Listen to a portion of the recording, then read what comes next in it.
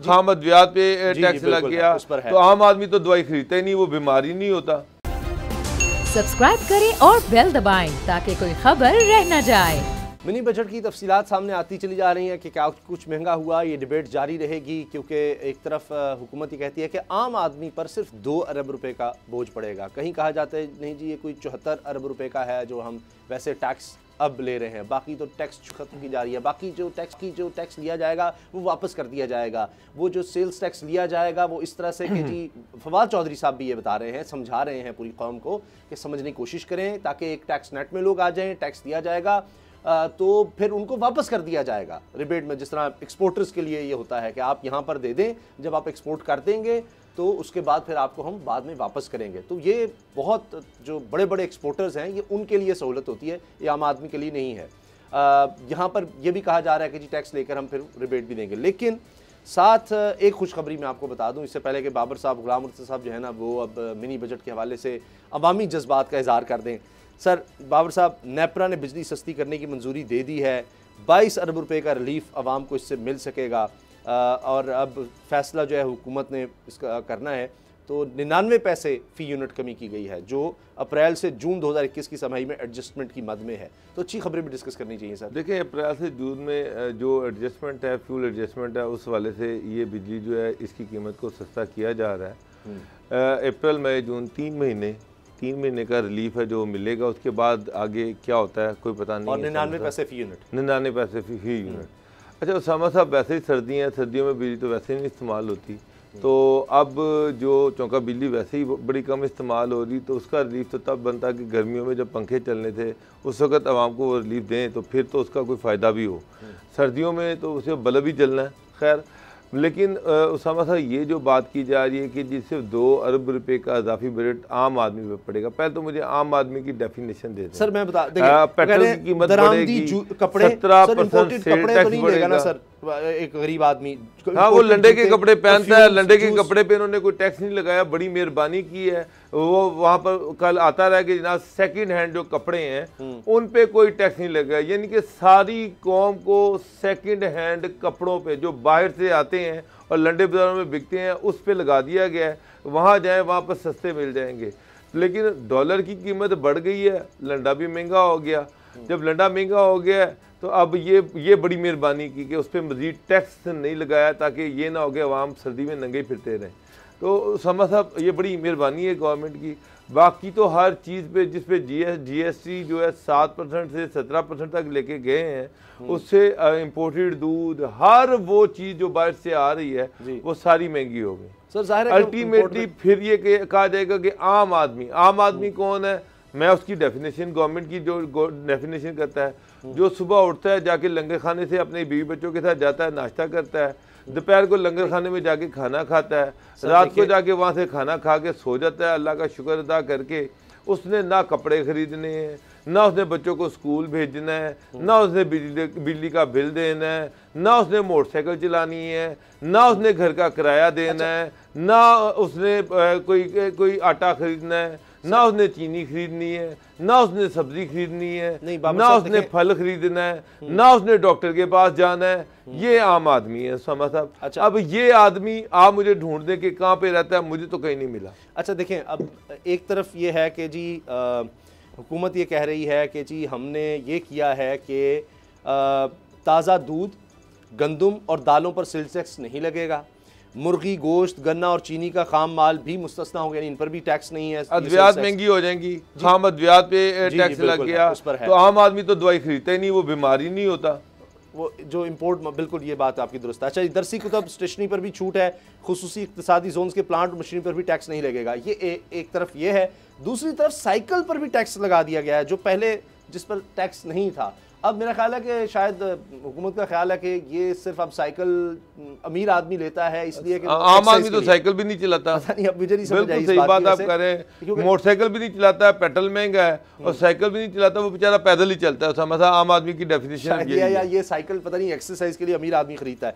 अच्छा, एक जो क्रिटिसाइज बड़ा हो रहा है गुलाम साहब, वो ये कि बच्चों का दूध, अब जाहिर है कि जो इम्पोर्टेड दूध है शायद उसकी बात की जा रही है। आम आदमी के बच्चे तो इम्पोर्टेड दूध पीते ही नहीं है, वो बेचारा तो ये बेचारा ये मिलावट वाला जो बाजार से मिलता है, जिसका कोई स्टैंडर्ड ही नहीं है, वो मैं से वही दूध पीता है। और खाम जो उसमें चीज़ें इस्तेमाल होती हैं, यहाँ दूध बनाने के बच्चों का दूध जो आमतौर पर दिया जाता है, उस पर भी टैक्स लग गया है। और जिस तरह आपने अद्वियात का कहा, उसका टैक्स, मुझे इसकी भी समझ नहीं आया गुलाम साहब के सोलर पैनल पर टैक्स, इस पर बहुत ज़्यादा क्रिटिसिज्म हो रहा है कि एक तरफ बिजली का बहरान, हुकूमत खुद चाहती है कि फैसिलिटेट किया जाए, हमारे ट्रांसमिशन का मसला, ये सब, और फिर सर्कुलर डेट।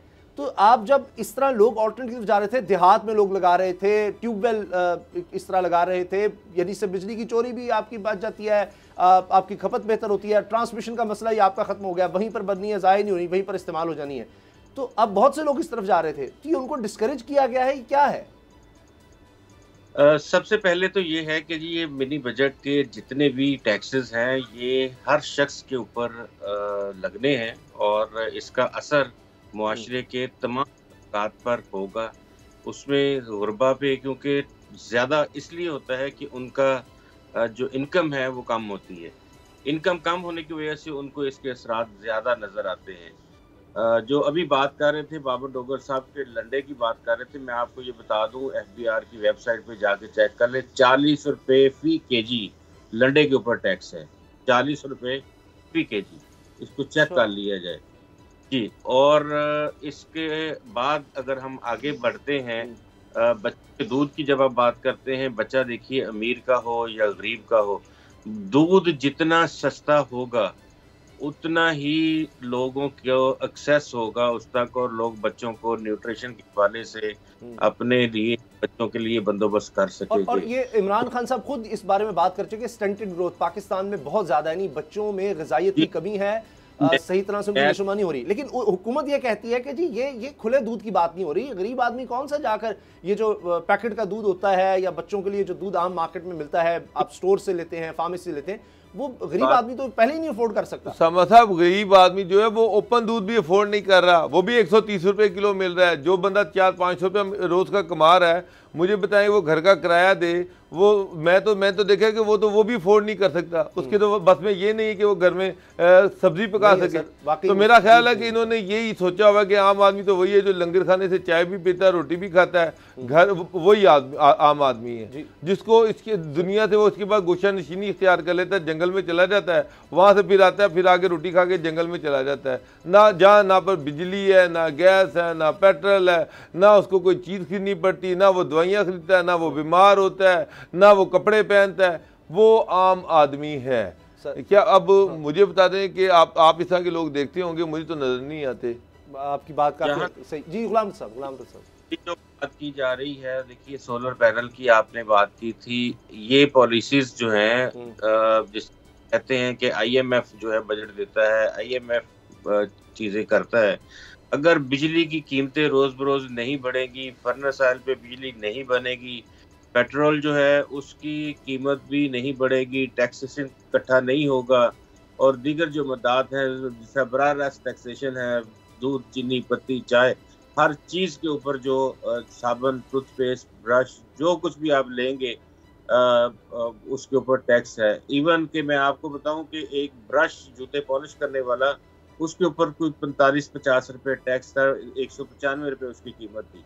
तो ये इस तरह की भी सूरत हाल है। तो ये तमाम देखिए, आयोडीन मिले दरामदी नमक जो इंपोर्ट हो रहा है, आपको तो ज़ाहिर है डॉलर्स बचाने हैं, टैक्स भी आपने इकट्ठा करना है, टैक्स इकट्ठा होगा तो मुल्क चलेगा, गरीब को भी कुछ आप तभी दे सकेंगे, एहसास प्रोग्राम जो भी आपने करना है। अब उसमें आयोडीन मिला दरामदी नमक, दरामदी मछली, चीनी, लाल मिर्च, इन पर GST आयद करना है। गाड़ियों की रजिस्ट्रेशन फीस पर एडवांस टैक्स में 100% इजाफा होगा, 1000 CC जायद गाड़ियों पर फेडरल एक्साइज ड्यूटी बढ़ेगी, गैर मुल्की TV ड्रामों पर भी टैक्स लगेगा। ये तो ठीक है, इसमें तो कोई इतराज़ नहीं होना चाहिए इस तरह की चीज़ों पर।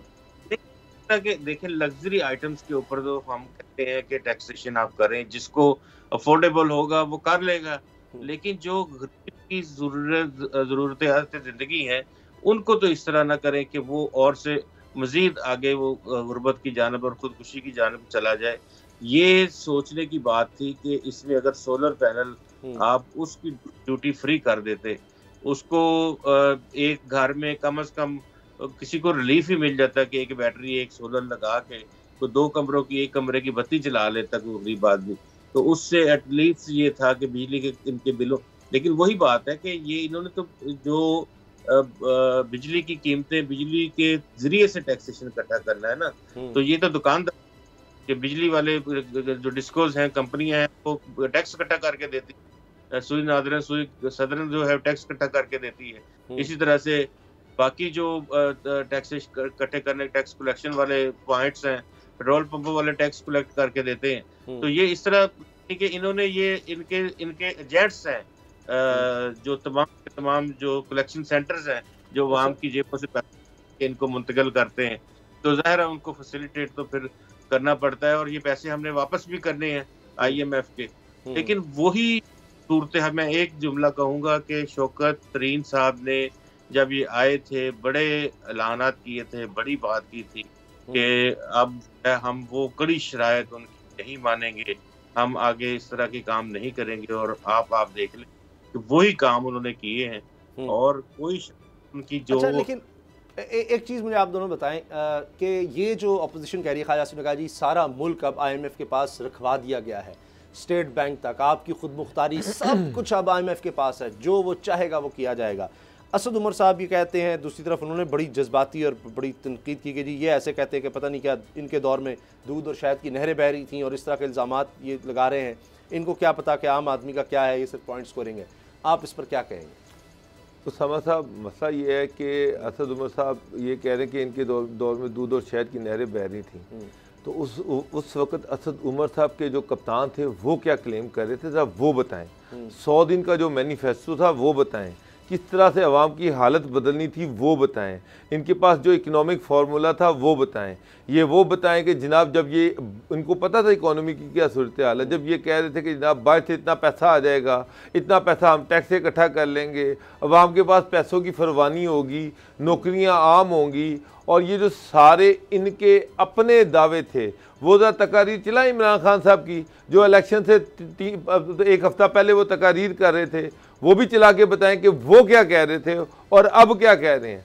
और दूसरी बात उसामा साहब तो सबसे अहम जो चीज़ है, PTI को तो हम रगड़ा लगाते हैं, बिल्कुल लगा रहे हैं, मुझे तो उससे ज़्यादा अफसोस PMLQ, GDA और उन पोलिटिकल पार्टीज़ पे होता है कि वो हर दफ़ा इनको ब्लैकमेल करते हैं, अपने फ़ायदे लेते हैं, और उसके बाद अवाम को बेच के आगे निकल जाते हैं। वो कहते हैं कि अगर हमारे अलहदा होने से ये मसाइल खत्म हो जाते तो हम आज ही हुकूमत से अलहदा हो जाते। अच्छा, तो इनके होने से मसाइल बढ़ तो रहे हैं ना, ये इसका मतलब है कि PML को ये माने कि ये इन सारे इस पार्टनर इन क्राइम है, नहीं हुई है गवर्नमेंट के साथ, सियासी अपने आप को इससे अलहदा कर सकती है। चले वो अवाम को भी जवाब देंगे, उन्होंने भी वोट फिर जाकर मांगना ही है।